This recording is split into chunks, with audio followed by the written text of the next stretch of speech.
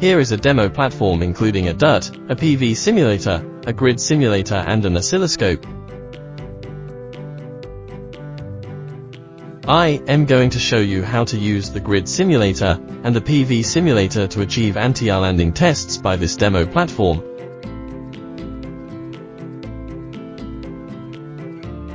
On the left, it is the DUT, a grid-connected PV inverter. It is DC input range is 270V950 VDC. The maximum AC output apparent power is 16.5 kVA, and the maximum AC output current is 24A. The white unit on the bottom right is the Itech 8000C, which can be used as a PV simulator here. It has a built-in PV simulation mode, by which you can edit the PV curve through the 4-point method of VMP, PMP, IC, and VOC.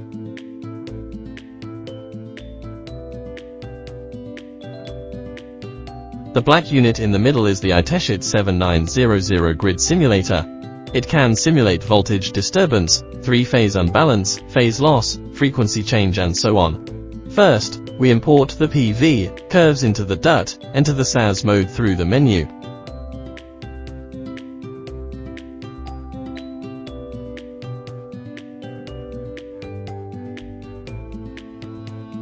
Then let us configure the curves through the 4-point method. Here we set VMP as 700V, imp equals 10A, which is equivalent to the MPPT, about 7 kilowatts.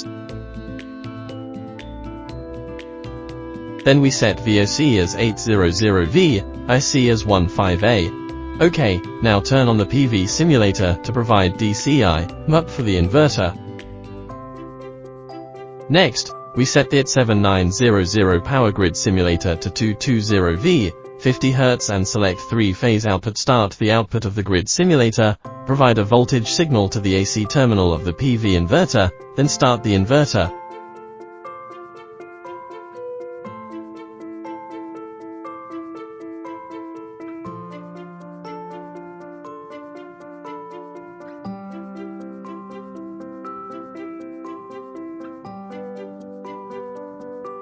Now, you can see two sets of curves on the oscilloscope. The blue waveform represents the voltage at both ends of the inverter, the purple waveform is the output current of the inverter. Because the inverter is still in the startup phase, there is no current feedback into the grid simulator for the time being.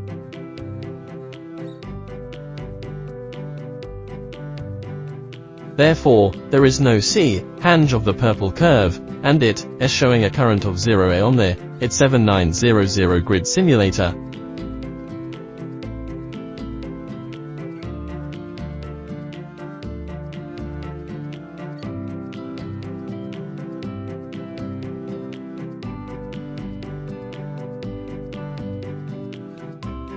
Now the inverter has started working, so the feedback current is gradually increasing.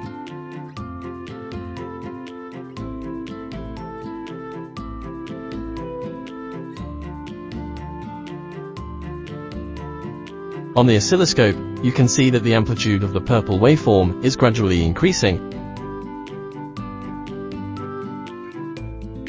The power generation is about 639 kilowatts.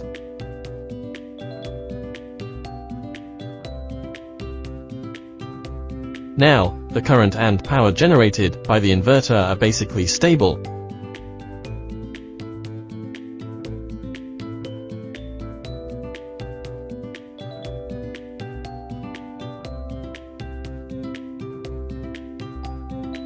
We can see that there is an icon called RLC in the lower left corner of the main menu on the IT 7900.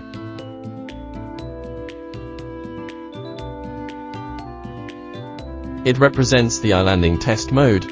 Let's click to enter the interface. In the VAL display area, the lower left corner of the screen, we can see that the current generation power of each phase of the inverter is approximately 2 for 5 kW. The RC function of Itech 7900 provides two modes. One is RC mode. You can directly set the resistance, inductance and capacitive reactance of each phase. The other is PQ mode. You can set active power, capacitive reactive power, and inductive reactive power.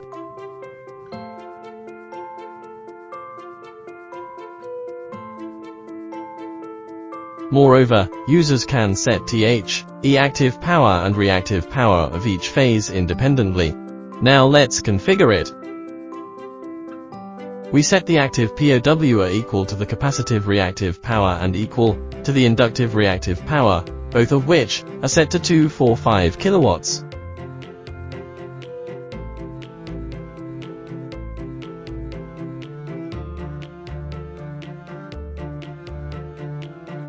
After setting phase A, switch to phase B, do the same setting.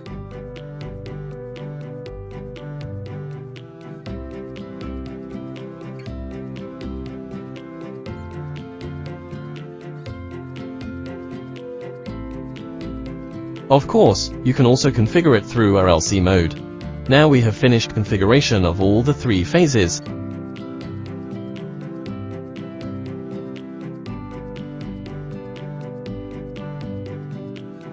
At this time, we need to close the K to switch in the interface.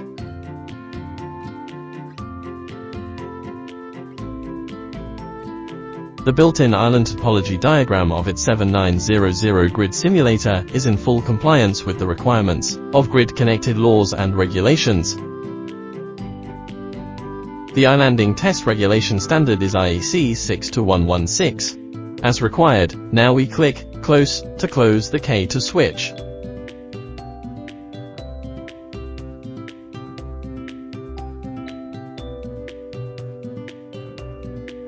Now, all the power generated by the inverter is consumed by the RLC load.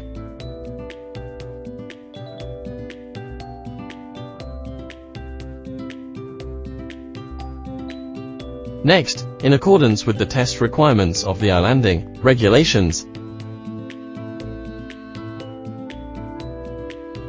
the K1 switch needs to be closed so that the PV inverter enters the islanding state. Let's check the oscilloscope. The first channel is to monitor the K1 switch. When K1 is disconnected, the I6 pin on the IT7900 rear panel will output a pulse signal, and there will be a Y/LO curve displayed in channel 1. We can see it later. The islanding test also has a time measurement function, which can automatically measure the islanding protection time. According to regulations, the islanding protection time refers to the time from when the K1 switch is disconnected to when the feedback current is less than 1% of the output current.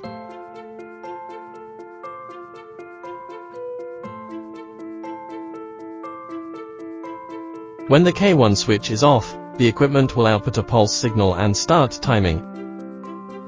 We can also set the cutoff condition of the timer when we enter the sub-menu. Here we set the current as the cutoff condition. The feedback current is about 11A. 1% of it is 011A. So let's set the timing cutoff current as 011A. Okay, the setup is complete. Let us close the K1 switch and press Open on the panel. The island protection time displayed is 332 ms. Let's take a look at the waveform captured by the oscilloscope.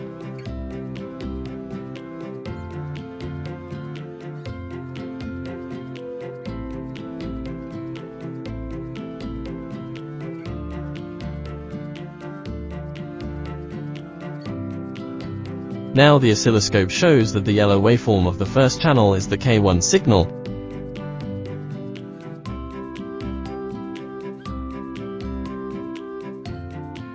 When K1 is disconnected, I6 on the rear panel of the grid simulator will output a pulse signal, which is the starting time of the island protection. Let's adjust the waveform.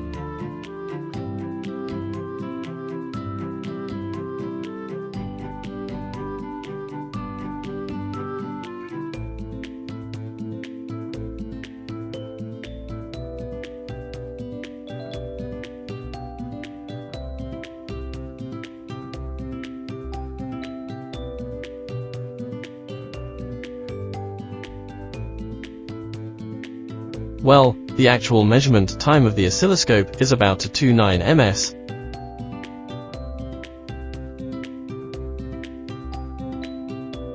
Because its 7900 grid simulator samples multiple cycles, when sampling current, there will be a measurement delay.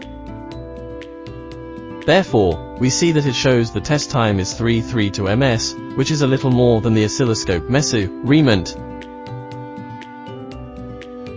But the landing protection time required by regulations is not more than 2 seconds, so the time difference of just some milliseconds here is acceptable.